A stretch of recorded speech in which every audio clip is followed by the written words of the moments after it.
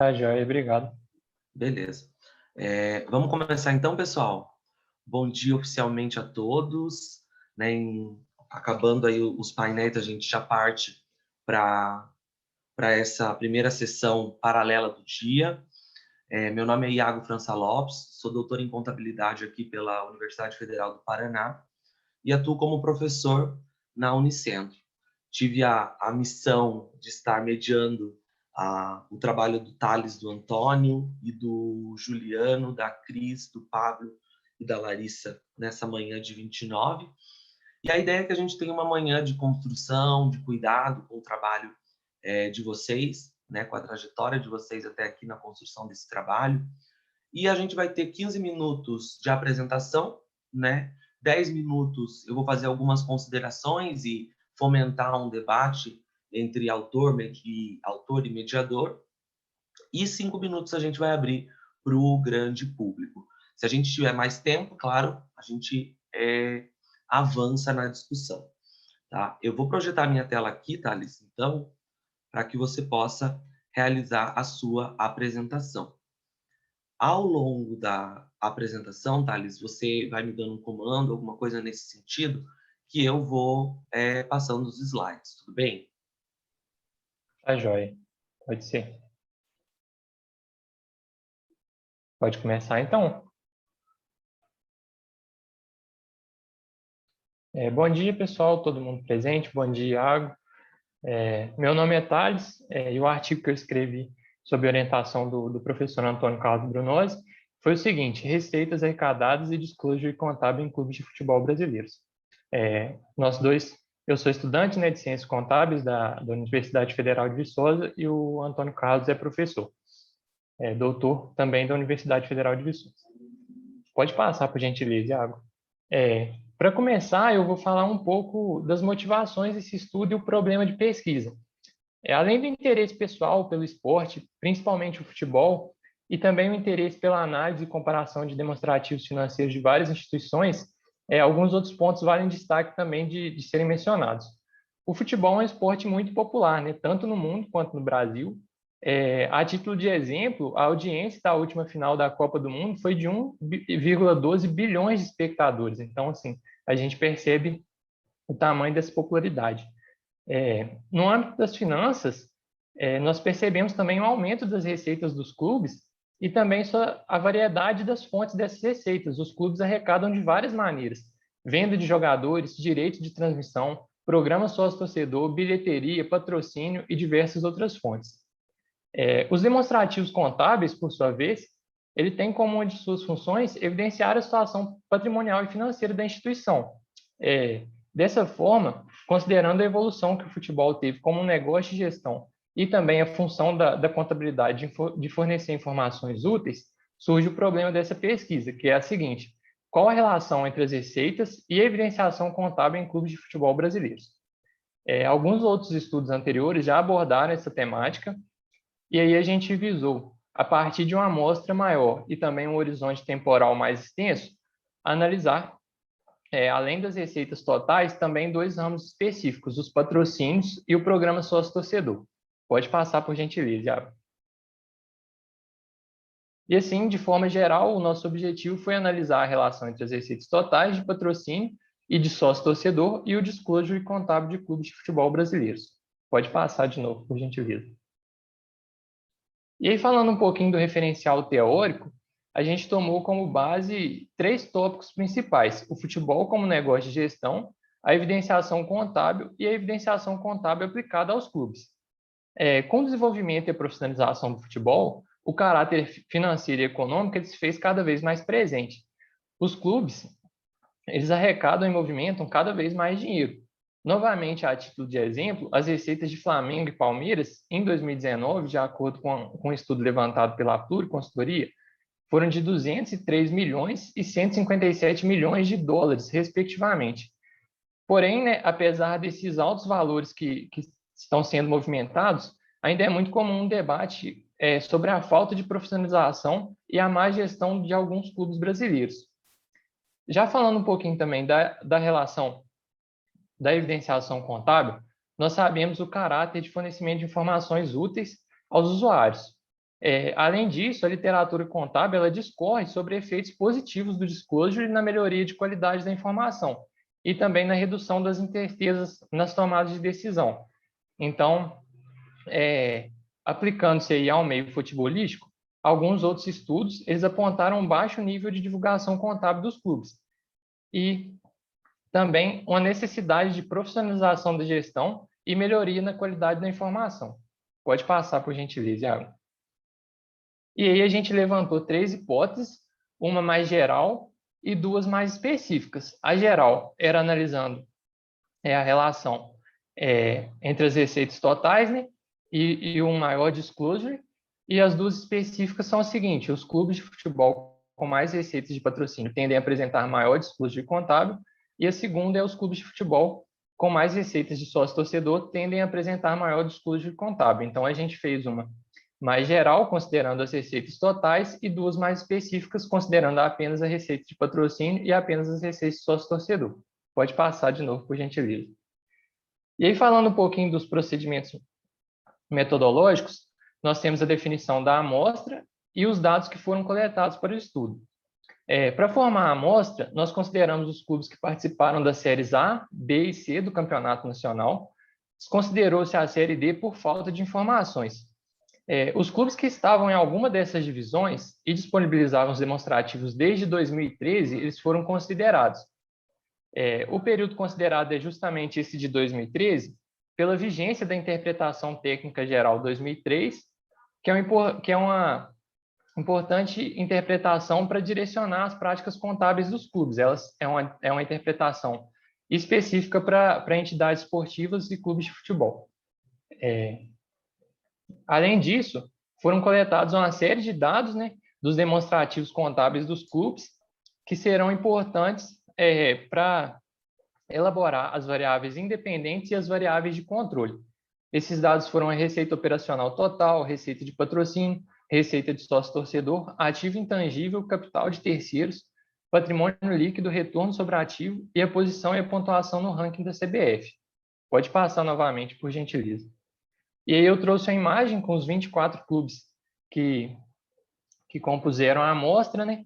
Eu ordenei na ordem alfabética, é o América, o Atlético, os 2 Atléticos, o Avaí, o Bahia, Botafogo de Ribeirão e o Botafogo do Rio, Corinthians, Coritiba, Criciúma, Cruzeiro, Flamengo, Fluminense, Goiás, Grêmio, Guarani, Internacional, Juventude, Oeste, Palmeiras, Ponte Preta, Santos, São Paulo e Vasco. Esses clubes que disponibilizaram os demonstrativos desde o ano de 2013. Pode passar, por gentileza, Iago. E aí, continuando ainda sobre a metodologia, para a operacionalização, nós definimos as variáveis dependentes, independentes e algumas variáveis de controle. O nível de evidenciação é a variável dependente. Ele foi determinado através da elaboração e um preenchimento de um checklist. Esse checklist ele foi adaptado de um estudo anterior de Silva, Teixeira e Niyama, de 2009, só que ele foi atualizado justamente com aquele ITG que eu mencionei de 2013, porque esse ITG traz práticas para os clubes que o estudo de 2009 ele não considerava, né? Até porque a lei é de 2013, a interpretação, perdão. As variáveis independentes, elas são as receitas totais que a gente definiu a partir da receita operacional bruta, as receitas de patrocínio e as receitas de sócio-torcedor. As 2 primeiras, elas foram representadas por valores em reais em logaritmo, enquanto a última, ela foi construída a partir de um adame, sendo 1 quando o clube evidenciava a receita de sócio-torcedor e 0 quando não evidenciava. Nas variáveis de controle, nós temos a razão entre o capital de terceiros e o capital próprio, um adame da série do clube, sendo 1 quando ele estava na Série A e 0 quando ele não está. Então, por exemplo, se em 2013 o clube estava na Série A, usava-se o número 1. Quando ele estava na Série B, C ou D, ou não se encontrava em nenhuma divisão nacional, o que aconteceu em alguns anos, utilizava-se o número 0. Nas variáveis de controle, ainda, nós temos também a pontuação no ranking da CBF, a rentabilidade sobre o ativo e a razão entre o ativo intangível e o ativo total. Muito porque essa questão do intangível é porque nos clubes o intangível é um ativo muito presente, né? Por conta da contabilização dos contratos dos jogadores, da formação dos jogadores de base também. Pode passar, por gentileza. E aí, por fim, a gente elaborou essas 6 equações e utilizou a técnica de dados em painel. A cada uma das equações, as 2 primeiras são considerando as receitas totais, a terceira e a quarta considerando as receitas de patrocínio e a quinta e a sexta considerando as receitas de sócio-torcedor. E aí a gente tem um índice de evidenciação ponderado e um índice absoluto. E aí, falando um pouquinho dos resultados das discussões, o nível de evidenciação contábil encontrado foi em média, 57,42%, demonstrando uma baixa divulgação por parte dos clubes, que não apresentaram relatórios completos conforme desejável, prejudicando, assim, a comparabilidade entre diversos clubes, né? Ainda considerando o nível de divulgação, nós temos destaques positivos para Palmeiras, Santos e São Paulo, os únicos que alcançaram mais de 80% no índice de evidenciação antes de 2019. Em 2019, Atlético e Flamengo também alcançaram valores superiores a 80%. Como destaques negativos, temos Botafogo de Ribeirão Preto, Guarani e Oeste, que obtiveram índices inferiores a 10% em alguns anos. Pode passar, por gentileza. Nós percebemos também a disparidade de arrecadação, né, entre os clubes. Corinthians, Flamengo e Palmeiras arrecadaram, no período de 2013 a 2019, juntos, aproximadamente 9,3 bilhões. E no mesmo período, Guarani, Botafogo e Oeste, o Botafogo de São Paulo, né, de Ribeirão Preto, arrecadaram apenas 185 milhões. Pode passar... não, pode deixar nesse por enquanto.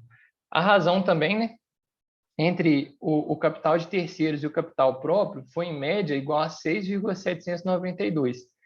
Então, isso significa que, em geral, na média, os clubes têm 6,792 mais recursos de terceiros do que recursos próprios aplicados na instituição.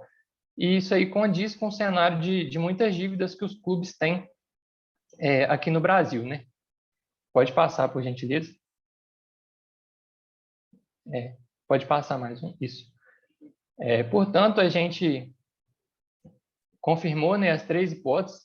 Houve a constatação de associação entre as receitas totais e o disclosure, corroborando com os estudos anteriores. De forma similar, foi confirmada a relação de associação positiva entre a evidenciação contábil e as receitas de patrocínio, bem como a evidenciação contábil e as receitas provenientes do programa sócio-torcedor. Pode passar. Mais um, por favor. E aí, por fim, em relação às receitas totais, nós podemos considerar a questão também da prestação de contas, uma vez que quanto maiores as fontes de recursos, maior a necessidade de prestação de contas aos usuários. Além disso, o custo da elaboração da informação ele pode ser visto também como um limitador da divulgação contábil. E assim, o custo para clubes com maior arrecadação, de certa forma, em termos relativos, ele é menor. Além disso, os clubes com melhores níveis de divulgação, eles fornecem aos seus usuários melhores possibilidades de análise e tomada de decisão. E aí, no caso específico das receitas de patrocínio, os clubes com baixo nível de disclosure podem não oferecer informações suficientes para embasar uma tomada de decisão. E, nesse sentido, além de outros fatores que levam os patrocinadores a patrocinar, obviamente, os patrocinadores eles podem deixar de aplicar recursos, uma vez que não tem um embasamento suficiente para tomar essa decisão. Um outro fato que a gente considerou relevante também é que o patrocínio ele cria uma identidade entre patrocinador e patrocinado, e nesse sentido é mais interessante com o patrocinador se associar a um clube com melhores níveis de disclosure, com relatórios mais claros e completos. E por fim, falando um pouco do programa sócio-torcedor, né? O programa sócio-torcedor é um programa que a pessoa se associa ao clube através de um pagamento de mensalidades e ele tem alguns direitos. Ele tem desconto em produtos, prioridade em ingressos e alguns outros benefícios. Essa mensalidade é uma fonte de receita para os clubes, né? E na última década, inclusive, tem acontecido algumas campanhas de adesão com o intuito de alimentar o caixa do clube. O clube vai e faz uma campanha esperando que os torcedores sejam adeptos e, de certa forma, aumentem a quantidade de receita ali para o clube. E assim, claro que os direitos concedidos e a paixão pelo clube, pelo esporte, influenciam na decisão de se tornar sócio, né? É, porém, a gente considerou que uma outra possível razão para se tornar sócio é uma divulgação contábil clara e completa, uma vez que o torcedor, sabendo a situação financeira e patrimonial do clube, e também a destinação dos recursos, a gestão financeira que vem sendo feita, o torcedor ele pode se sentir mais seguro a destinar parte dos seus rendimentos ao clube que ele torce.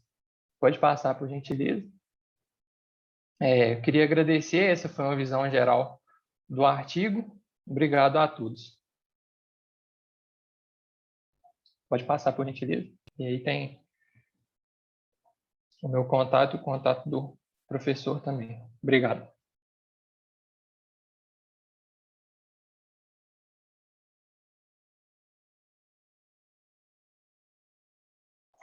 Obrigado, Thales, pela apresentação, pelo atendimento ao tempo, né?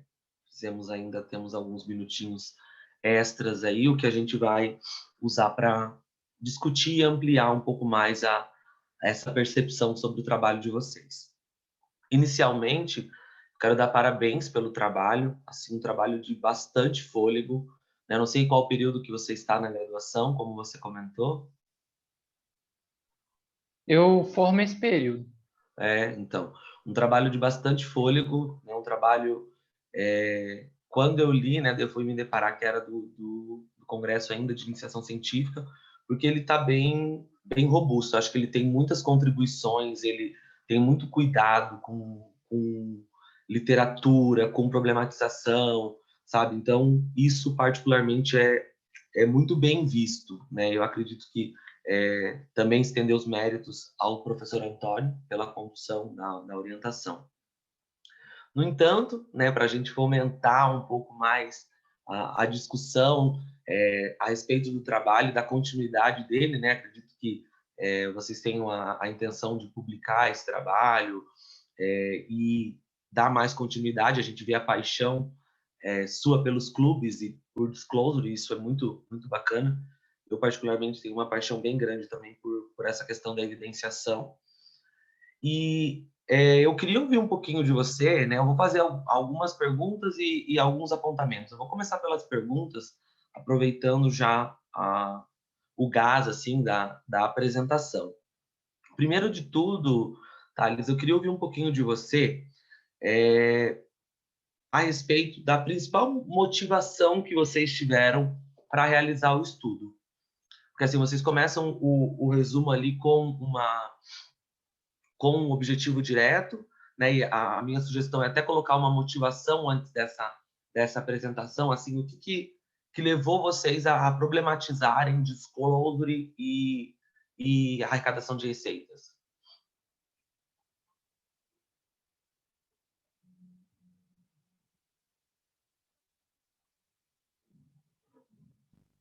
Ô, Iago, eu não sei se foi a minha internet ou se foi a de você, mas se você puder repetir, por favor, só a parte do resumo que cortou e eu não consegui ouvir.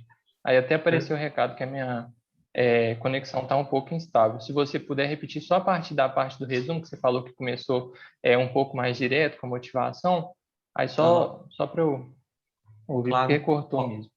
posso sim. O meu questionamento foi qual é a principal motivação que levou vocês à construção do trabalho?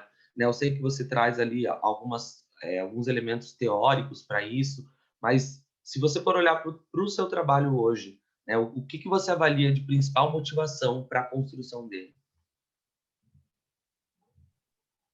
Então, é um caminho um pouco longo, mas assim, a minha relação com o professor, o Antônio Carlos, é muito boa. A gente sempre conversou muito, tanto sobre contabilidade quanto sobre futebol. E aí eu propus a ele se ele me orientava. E aí eu não tinha uma ideia muito estabelecida ainda não. E aí o que a gente fez foi sentar e ler bastante sobre os trabalhos anteriores, tanto trabalhos internacionais quanto nacionais, e ver em que sentido que a gente podia contribuir. E aí, em relação ao disclosure, a gente viu que já tinha alguns trabalhos, algumas, alguns trabalhos já escritos, algumas contribuições interessantes, só que a gente percebeu que geralmente era sempre em relação às receitas totais e alguma coisa nesse sentido. E também, assim, pela vivência, pelo dia a dia, a gente acaba se questionando algumas questões, igual essas questões de o que leva um patrocinador a investir, o que leva um torcedor, além dos motivos já assim mais corriqueiros, a destinar os seus recursos para os clubes. Então, assim, a gente procurou entender se existia uma relação direta, se existia essa associação entre um relatório completo, uma divulgação clara e as receitas. Só que aí a gente quis estender algumas receitas específicas, tanto a de sócio, tanto a de patrocínio, que a gente acreditava assim que poderia existir essa relação. E também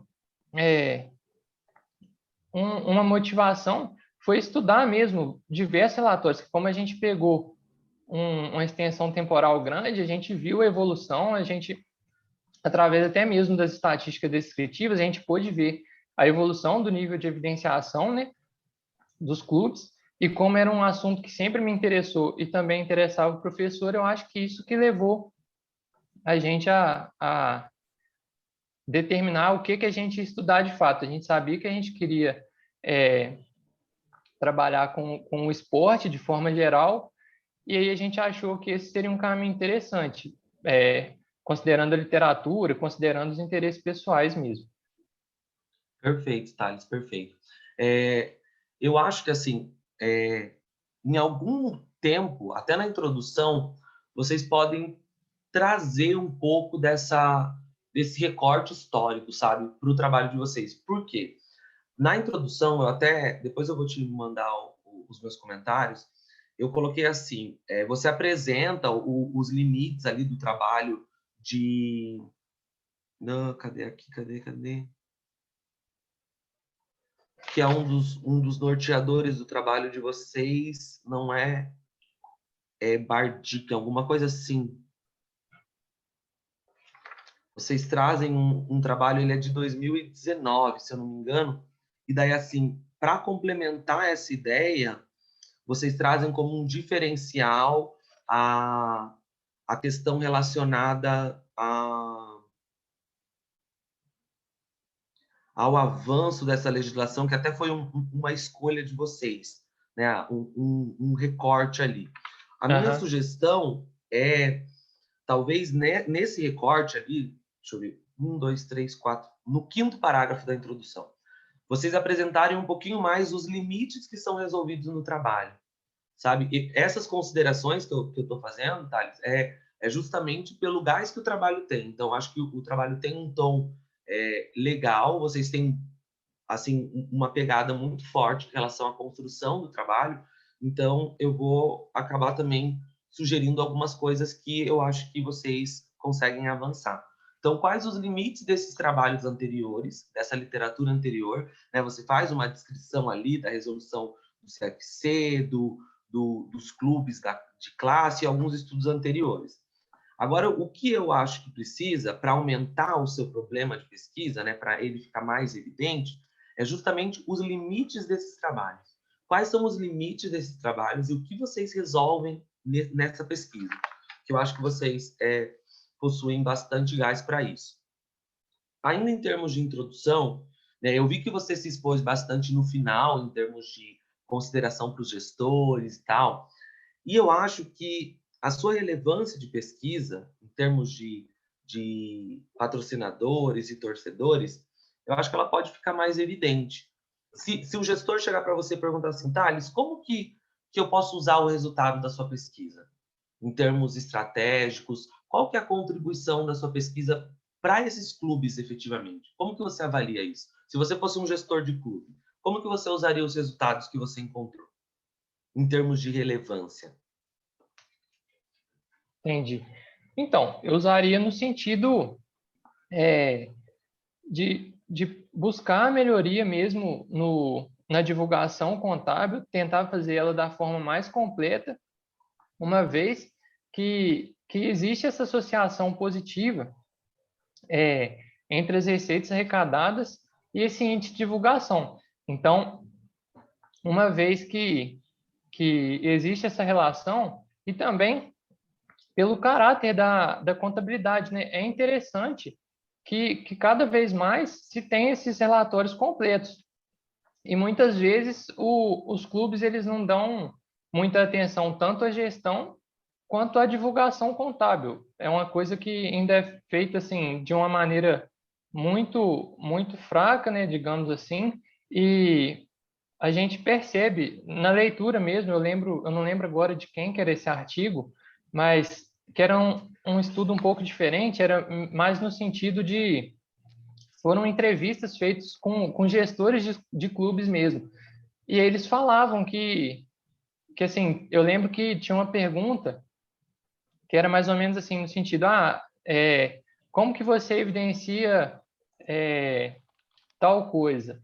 Eu não lembro exatamente o que que é agora, assim, de cabeça. Só que ele falava, não, apesar da lei pedir para evidenciar dessa forma, a gente prefere evidenciar de outra. Então, assim, eles não cumprem exatamente o que deveria ser feito, e isso pode trazer problemas no sentido que não reflete o que, o que é de fato o clube, a situação financeira, a situação patrimonial, e isso pode causar problemas, uma vez que patrocinadores podem se afastar, podem trazer diversos problemas para os clubes, uma vez que esse relatório não está refletindo a realidade.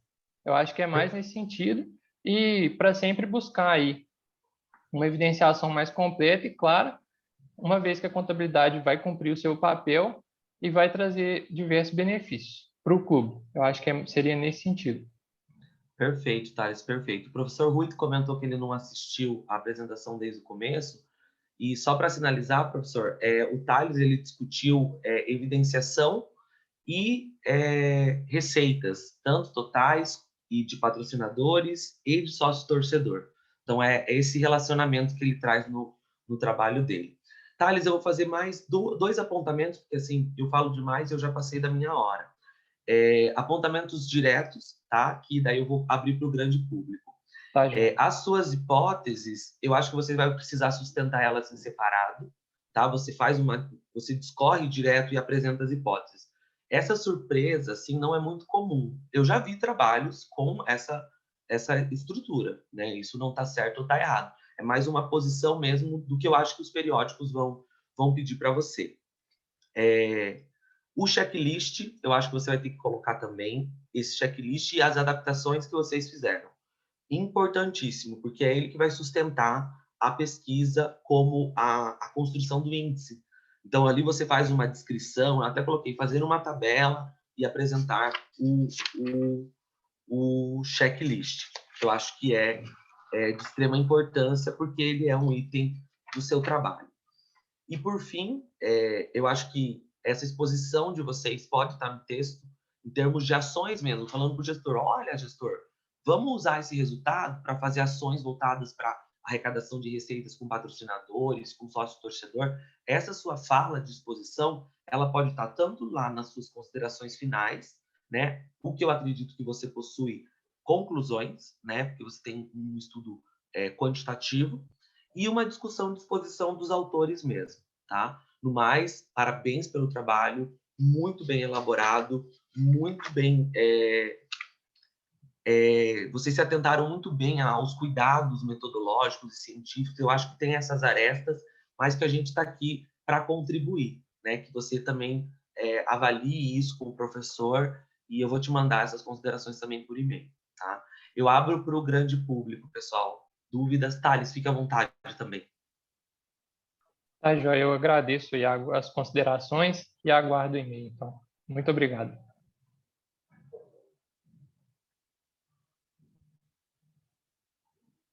Perguntas, questionamentos para o Thales?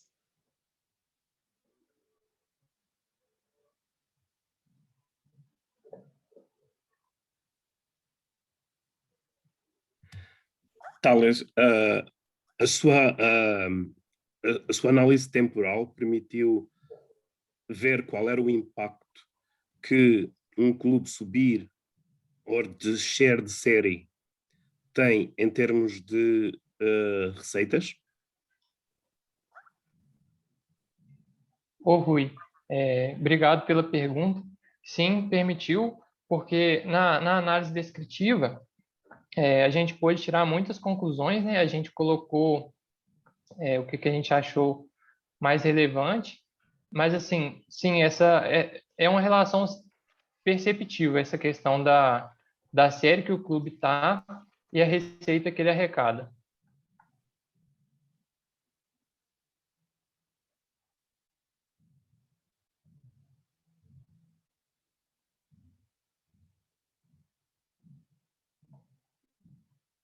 Mais algum questionamento, pessoal?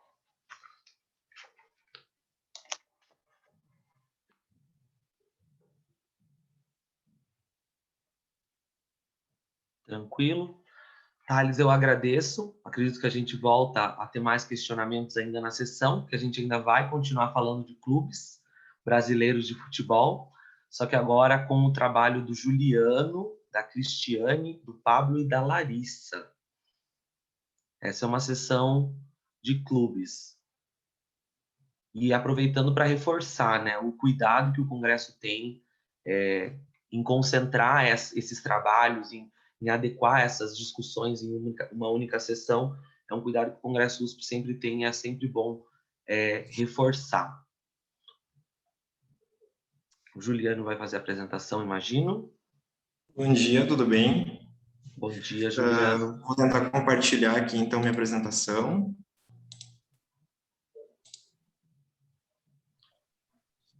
Ela está aparecendo aí já? Sim. Um segundinho. Eu não sei se ela aparece como exibição. Deixa eu só tentar. Acho que é aqui. Agora sim. Posso começar, então? Fique à vontade. Então, primeiramente, muito bom dia a todos. Eu me chamo Juliano Carlos Radats. Eu sou acadêmico do curso de Ciências Contábeis da Universidade Federal de Santa Maria. E eu vou apresentar o trabalho, então, intitulado Indicadores Não Financeiros e Desempenhos Financeiro e Esportivo na Gestão dos Clubes Brasileiros de Futebol. Também são autores desse trabalho a professora doutora Cristiane Krieger, o bacharel em Ciências Contábeis Pablo Antônio da Rosa Correia e a acadêmica Larissa Martins Toneto.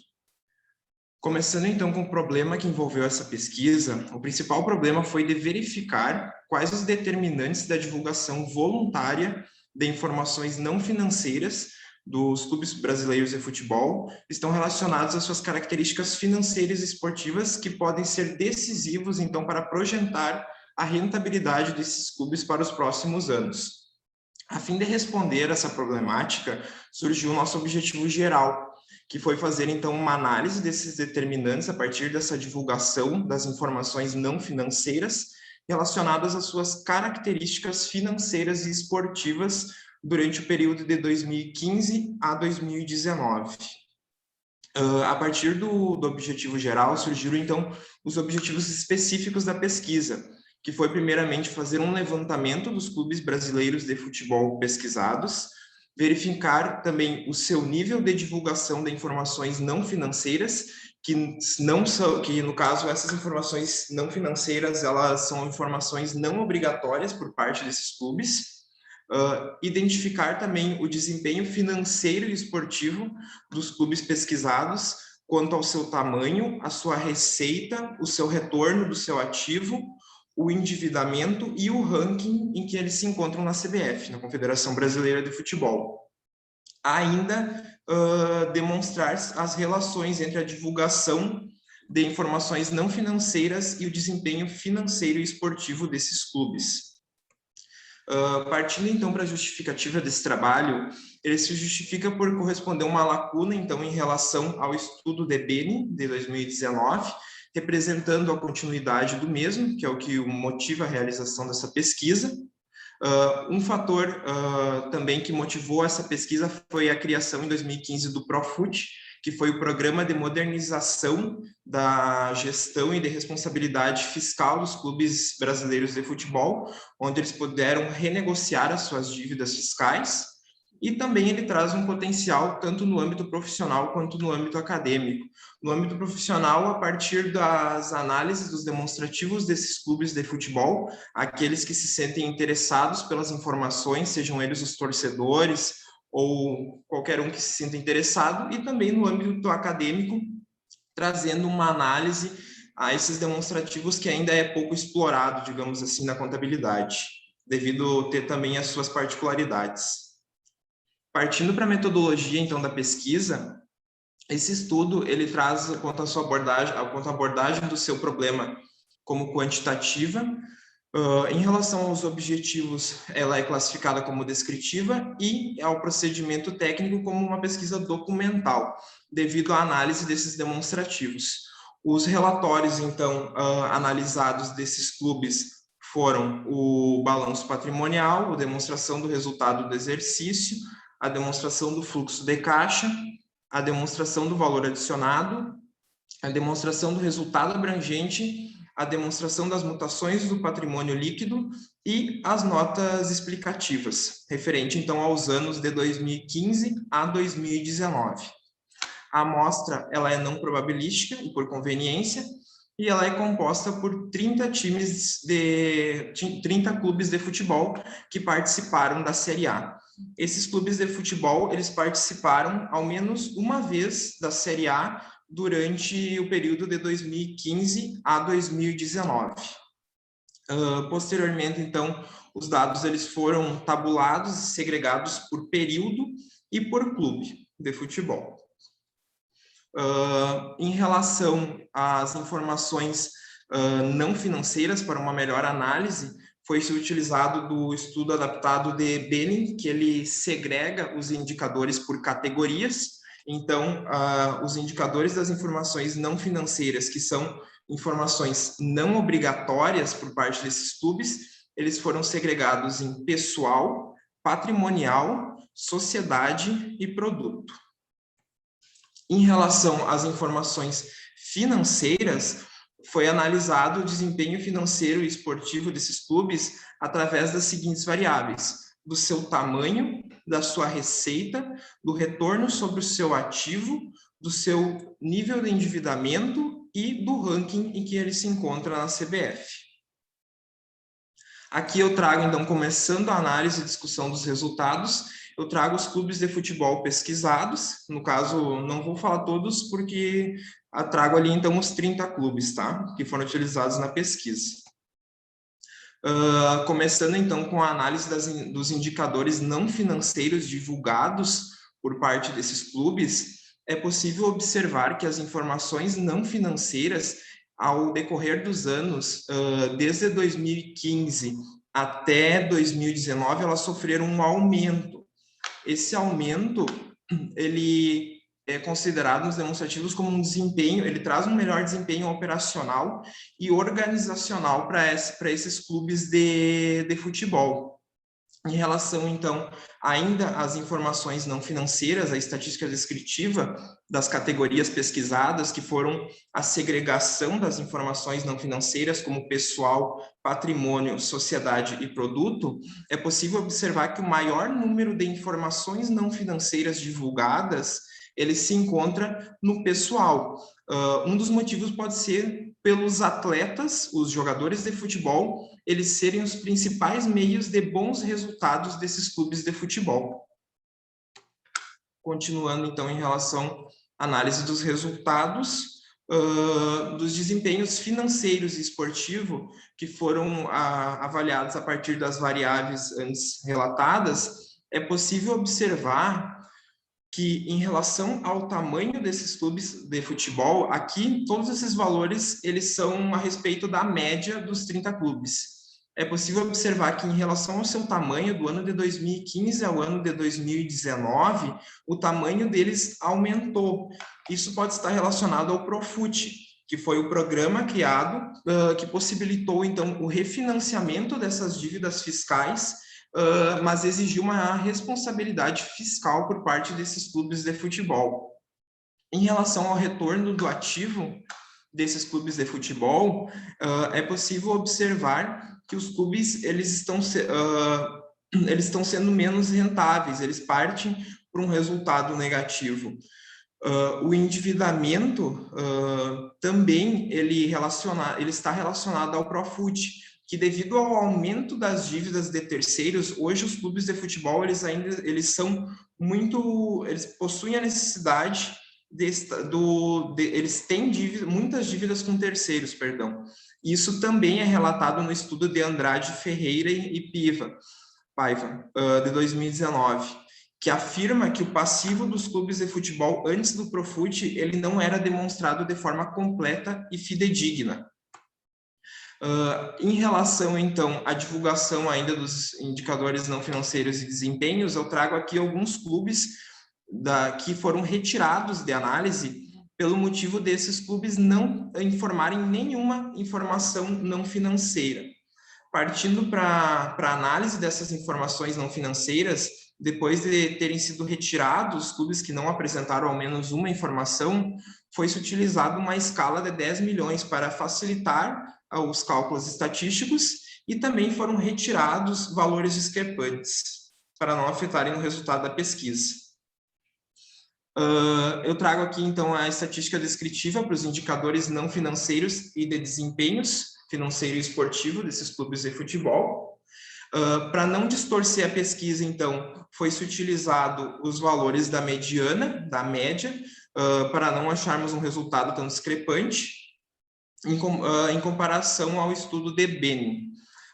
Então, em comparação ao estudo de Benning, é possível observar o crescimento na divulgação dos indicadores, das informações não financeiras, a partir de 2015 a 2019. Os clubes também é possível observar em relação ao estudo de Benning de 2012 e 2013, que os clubes eles aumentaram 5 vezes de tamanho e a sua receita. O aumento no endividamento desses clubes também corrobora com os achados de outros atores. No caso que o futebol brasileiro ele se encontra hoje ainda muito endividado, dependente desses terceiros. O teste de Smirnov, então, ele mostra que apenas a variável ranking apresenta dados normais, as demais apresentaram distribuição não normal. Aqui em relação à correlação, então, dos indicadores não financeiros e desempenhos, a relação, então, entre o tamanho e o retorno do ativo, quanto maior o clube, dá para se afirmar que menor é o seu retorno. Em relação ao tamanho e à receita desses clubes, eles apresentam correlação significativa, evidenciando, então, que os clubes que mais divulgam informações não financeiras, eles possuem um maior tamanho e uma maior receita. Assim também como, então, no estudo de Benning, a variável de informações não financeiras divulgadas, ela não teve relação com o endividamento e o retorno do ativo. Já receita e tamanho com o ranking, eles se associaram de forma negativa e de forma negativa forte, demonstrando então que os clubes de maior receita e tamanho ocupam os melhores posicionamentos no ranking. Em relação à regressão múltipla para 2 modelos, foram isolados como dependente o retorno do ativo e a outra, que no caso essa aqui era uma das variáveis, e a outra foi as informações não financeiras divulgadas por parte desses clubes. No modelo 1, é possível observar que as variáveis, então, tamanho, informações não financeiras divulgadas por parte desses clubes e receita, todos eles mostraram-se positivamente fortes para o retorno do ativo, ou seja, quanto maior o tamanho, maior o número de informações não financeiras divulgadas por esses clubes de futebol, eles têm um maior retorno sobre o seu ativo. Em relação ao modelo 2, o retorno do ativo ele demonstrou-se um forte indicador, então, na divulgação voluntária de informações não financeiras divulgadas. Ambos os modelos eles foram estatisticamente significativos também. Partindo, então, para a parte das conclusões do estudo, é possível concluir que o aumento, então, na divulgação de informações não financeiras por parte desses clubes de futebol no período de 2015 a 2019, em relação ao estudo lá de Benning. Lá, no estudo dele, era em torno de 2,13, e hoje, no estudo de 2015 a 2019, a divulgação ela variou entre 5 e 6. Os clubes, então, com pior posição no ranking da CBF, eles têm possibilidade de chegar na elite do futebol brasileiro, sim, também. As melhores posições no ranking são dos clubes de maior tamanho e receita. O futebol brasileiro, ele encontra-se, então, em altos níveis de endividamento hoje também. Os clubes de maior total do ativo, receita e de melhor posição no ranking tendem a possuir maior nível de divulgação voluntária de informações não financeiras. E também ainda os clubes que possuem menor transparência e não divulgam as informações não financeiras. Essa baixa divulgação de informações não financeiras por parte desses clubes pode estar ligado ao seu alto nível de endividamento. Para estudos futuros, então, sugere-se um período temporal maior e também talvez contemplar outros clubes, como os europeus, comparando com os resultados do presente estudo achado. Era isso, então. Deixo aqui meu muito obrigado.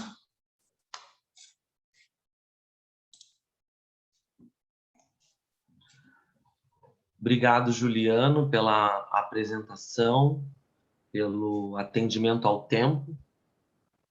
Isso é muito bom. Parabéns, Juliano e equipe, né? Professora Cristiane, Pablo, Larissa, pelo desenvolvimento do trabalho. Se você quiser interromper o seu compartilhamento e colocar o seu e-mail aqui no chat, que eu vou te mandar as considerações. A professora está super orgulhosa ali de você. Ó. Parabéns, Juliano, prof. Orgulhosa. Deixa eu só ver aqui. Deu certo. Juliano, primeiro de tudo, né? É um trabalho de conclusão de curso de vocês? Não. Ele foi um trabalho de conclusão de curso do Pablo. Ah, entendi. Uhum. Perfeito. Vamos a algumas colocações, né? Para a gente buscar contribuir com o trabalho de vocês. Acredito que deve existir um interesse para a publicação, até pelo volume de dados, pelo tempo que vocês demandaram no trabalho. Uma coisa que talvez vocês possam me ajudar um pouco mais é a respeito da proporcionalidade de discussão do trabalho de vocês. Onde que eu quero chegar? Eu fiquei aqui super atento, né, à medida que você ia apresentando as discussões, porque eu estava bem ansioso para a apresentação do coração do trabalho, né, do objetivo principal do trabalho, de como vocês resolveram isso. E no final, eu acho que assim é uma característica de você estar construindo um trabalho, e daí você talvez chega no final até um pouco mais exausto de todo o trabalho que você desenvolveu, mas a principal contribuição, né, que são os determinantes da divulgação voluntária, das informações financeiras, né, essa determinação aí que vocês propõem a fazer, eu acho que ela ficou um pouco tímida no trabalho.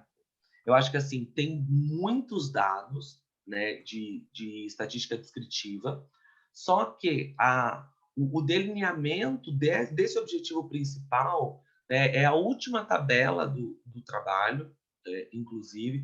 Eu acho que assim vocês podem suprimir um pouco esses dados descritivos. Tem tabelas, por exemplo, aquelas tabelas de mínimo, máximo, todas aquelas tabelas talvez virem uma só, que caiba talvez numa folha para não quebrar. Eu sei que incomoda um pouco isso às vezes, mas porque daí o leitor já vê aquilo visual e na maioria das vezes a tabela ela fala por si só. Eu acho que assim vocês dão destaques diretos assim de variação, tal, isso é muito bom, mas suprimir essas tabelas em uma só e dar uma respirada, eu sei que não é fácil, e tentar dar mais destaque para essas informações não financeiras, né? Porque até então, ao longo do trabalho, vocês apresentam a expressão INF no 1, 2, 3, 4, no quinto parágrafo. Daí depois eu fiquei procurando, tá, mas aonde vai mais aparecer o índice? Aonde vai mais aparecer o índice? E daí eu fui sendo tomado por muitos dados descritivos da amostra, e daí lá no final eu observei o cumprimento do objetivo do trabalho. Não que vocês não fizeram isso, longe disso, né? Vocês construíram o trabalho muito bem elaborado. Mas, assim, eu senti mais a falta desse tom, sabe? Iago, só complementar a tua fala, Por obrigada pelas favor. contribuições, bom dia a todos. Como foi um trabalho de conclusão de curso, o Pablo, ele sofreu muito para fazer a coleta dessas informações não financeiras, porque Eu é um imagino. trabalho bem exaustivo. Então, realmente, depois, quando ele chegou na análise, né, ele gostou mais de trabalhar, digamos assim, com a parte da análise ali das informações financeiras. E as informações não financeiras, ele se sentiu mais inseguro, então, realmente, acabou dando um destaque maior para as financeiras e não para as não financeiras, e era o foco do trabalho, né? Então, realmente, agora a gente tem que rever e até fazer os dados em painel também, que a gente acabou não conseguindo contemplar no TCC, né? Mas muito obrigada mesmo pelas suas contribuições, porque é bem isso, assim, agora na apresentação realmente a gente percebe, poxa, ficou só no finalzinho, né? E era o foco. Eu fiquei ansioso aqui. E daí, assim, já que você tocou nesse assunto, professora, dos dados em painel, eu fiquei, assim, bem encabulado no que eu ia falar sobre isso. Primeiro, às vezes o aluno aprende a técnica, né? E o nosso papel também é respeitar esse processo, né? O aluno aprendeu a técnica de regressão múltipla, não é uma coisa que destoa do objetivo proposto, né? Mas, assim, em termos de adequação, os dados em painel também caberia, sabe? Mas, ainda assim, uma fala com muita parcimônia, porque às vezes o aluno aprende, né, as primeiras técnicas ali. Eu acho que se ele se propõe a aplicar tal, eu acho que é bem válido também, sabe? Mas se a professora for para frente com o trabalho, que eu imagino que vai, a ideia fica como sugestão, né? Eu aprendi muito com a professora Ilse, ela sempre falava, olha, a gente vai avaliar um trabalho, a gente tem que tomar cuidado justamente com as escolhas que esses autores tiveram, né? Então, quando eu olhei, eu falei, não, tudo bem, vamos ver como vai ser esse desencadeamento ao longo do trabalho. Um outro ponto para a gente conversar aqui é por que talvez uma regressão com um ROA? É que ali a gente acabou seguindo o trabalho inicial, né, o base, porque foi só uma quantificação. Que é o trabalho de Benin. Isso. Do Benin, e tem um anterior também que contemplou as informações não financeiras. Então, a gente acabou, como era ali TCC, a ideia não era inventar muita coisa, assim, era focar mais assim, não, vamos fazer uma replicação, porque assim a gente consegue também, daqui a pouco, ter uma continuidade, comparar, né? Então, a gente acabou seguindo a mesma, né, a mesma forma de análise. Perfeito. A ideia dessas informações não financeiras, até no quadro aqui, vocês apresentam como foi mensurado e tal, foram todas aquelas demonstrações que foram verificadas? Sim, o Pablo pegou o conjunto completo, ele demorou muito, assim, ele Eu sofreu imagino, pelo bastante. período. O bom que ele já no projeto, assim, ele deixou o projeto, porque a gente tem um projeto, que seria o TCC1 e depois o TCC2. E no projeto ele já conseguiu deixar bem alinhado, sabe? Então ele deixou até a metodologia prontinha, assim, redondinho. Então quando iniciou o TCC2, ele já foi direto para as coletas, então ele realmente despendeu bastante tempo para fazer essas coletas, ir lá, e ele sofreu muito, porque e eram muitos clubes, né? Então, mas ele se prontificou, então, assim, ele em nenhum momento ele reclamou e tal, mas no final eu senti assim que ele penou. Quando ele me mandou os dados, eu disse, meu Deus. E ele sofreu muito para conseguir encontrar em alguns clubes os sites, assim, foi bem árduo, né? Então ele baixou o conjunto de demonstrativos e foi fazendo as análises ali para ver se atendia ou não, com base ali nas categorias que tinham sido então estipuladas com base lá no Benin 2019, né? Perfeito. Até como sugestão, eu coloquei aqui como limitação essa questão da coleta. Eu acho que vocês podem sinalizar, porque aproveitar esse espaço também para fazer uma crítica, né, a esse espaço, porque assim, se existe uma gestão de negócios, né, como vocês elencam no trabalho, se existe uma pegada de negócios para o futebol, que isso seja estendido também a essa prestação de contas, né, que é o espaço de que a contabilidade vai fazer uso, né? Então, que essa dificuldade, né? Olha, nem todas as informações estão disponíveis, é uma sinalização para os clubes, eu acho que é um ponto bem válido também. Vou abrir para o grande público considerações para o Juliano e para a professora Cris a respeito do trabalho, dúvidas.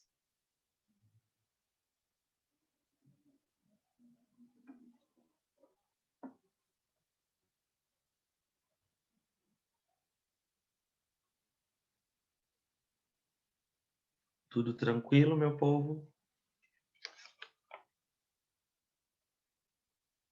A professora colocou ali, ó, fizeram uma menção sobre isso. Eu acho importante essa questão das limitações para expor mesmo o cenário, né, que vocês estão... Iago, só aproveitar que esse gancho, acho bem bacana mesmo o cuidado do Congresso, né, de deixar os trabalhos alinhados. Então, quando eu verifiquei, eu disse, olha que bacana, né, então vai dar para discutir, né, ficam 2 trabalhos casados, né, da mesma temática. Eu acho que isso é muito bom. Parabéns mesmo ao Congresso por todo esse carinho e cuidado na organização e segregação dos trabalhos e das sessões. Porque tantos trabalhos, né, que o evento recebe, daí você chega numa sessão tudo alinhado, é bem gratificante. Como não temos mais questionamentos, quero abrir para o Juliano e para a Cris suas últimas palavras para a gente encerrar, depois eu passo para o Thales e a gente faz o encerramento da nossa sessão aí, respeitando o horário proposto. Então, para finalizar, eu queria agradecer, Iago, as suas considerações foram bem válidas. Agradecer mais um ano por estar participando do Congresso USP também. Muito bom estar mais um ano com vocês. E também a minha orientadora, a professora Cris, que também está sempre junto comigo. Maravilha. Prof. Cris? Não, eu só tenho a agradecer. Parabéns, Juliano, muito bom. Já tá craque nas apresentações, né? Já tá dominando tudo, né? Então, é muito bom, né? Eu sou muito grata pelo Congresso USP ter se mantido até nesse formato online ocorrendo, né? Diante de todo esse cenário que a gente tem e tudo perfeito, né? Então, é muito bom agradecer. Obrigada pela contribuição, professor Iago, também, muito bom. E é isso. Parabéns a todos. Obrigado, prof. Thales, suas últimas palavras para a gente encerrando. Eu queria parabenizar o Juliana, a professora também, a Cris, agradecer a organização do Congresso, tudo muito, muito bem organizado, agradecer você também, Iago, as considerações, e só um comentário que eles falaram do trabalho, da coleta de dados, eu compartilho isso porque, assim, foi um período, entre aspas, eu dei sorte, assim, vamos dizer, porque eu estava, na época da coleta de dados, foi o início de pandemia, então estava sem aula, sem nada, então eu pude dedicar bastante ali a coleta, né? Mas realmente foi muito, muito trabalhoso, porque, igual você falou do checklist, que é uma coisa que realmente a gente tem que expor no trabalho, só que só a título de curiosidade mesmo, eram 50 perguntas. Então, assim, o clube evidenciou tal coisa, o clube evidenciou o ativo intangível, o clube... Várias perguntas, né, que tinha que responder com sim ou não. Então, assim, fazer isso de 2013 a 2019 para 24 clubes foi um trabalho bem grande. Depois também coletar os dados individuais de receita, ativo total, ativo intangível, foi, assim, muito trabalhoso, mas parabenizar o outro trabalho também, agradecer a vocês e só isso mesmo. Obrigado. Perfeito, Thales, perfeito. O trabalho de evidenciação, né, do disclosure, ele é bem, bem trabalhoso mesmo. Acho que ainda a gente não inventou alguma alternativa que não esse método tradicional, né, de conferência. Né? Foi um dos primeiros trabalhos que eu tive contato quando eu comecei essa questão da área acadêmica. E assim, hoje às vezes eu me aventuro ainda, mas chega no meio da coleta, você fala assim, gente, por que eu, né? A gente inventa algumas coisas, mas no final é muito gratificante, né? Você ter uma configuração de um determinado nicho, sabe? No final, você olha assim e fala assim, gente, valeu a pena, eu consigo fazer diferença, eu consigo, né, de certa forma, contribuir para um espaço que eu gosto, né? Porque assim, a gente não... As nossas temáticas também são conduzidas por aquilo que a gente gosta, né? Abate um arrependimento, às vezes.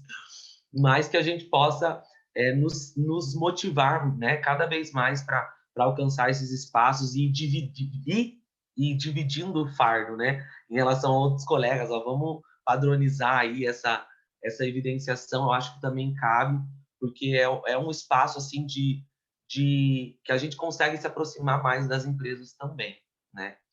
Pessoal, quero agradecer a oportunidade de estar aqui com vocês. Congresso USP, sempre uma escola, né? Para vocês, a gente vai, para nós, né?